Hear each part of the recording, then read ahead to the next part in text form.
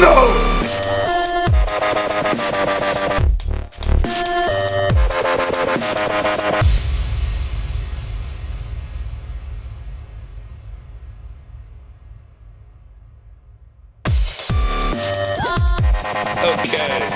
tricep pushdown. Not a believer that you can only build big triceps with like close grip bench and stuff like that. As far as I'm concerned, any exercise with enough intensity and enough load is going to put size on you. Now, you want big arms, you need big tris. They make up most of the mass of your arm. They're the daddies. The biggest problem people have when using cable work for triceps is that they lean into it and use their body weight and don't use the tricep to do the muscle. Now there's two ways of doing this. You can physically lean in, or you let your elbows drift back so that the load becomes closer to your body.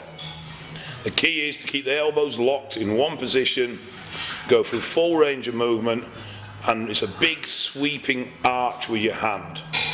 Another thing, personally I prefer a thumb wrap grip, keeping my hand in line with my forearm. This aids the stretch of the tricep at the top of the movement.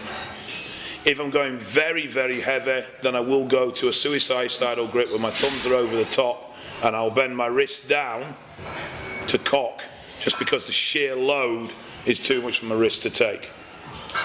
Other than that, that is it. You know, the tricep big squat is just being conscious of keeping your body weight on your heel and keeping upright through the movement. Okay, so no matter what attachment you're using, V-bar, EZ bar, straight bar, it's always the same. Grip the bar, thumbs round underneath. Stand quite close to the machine.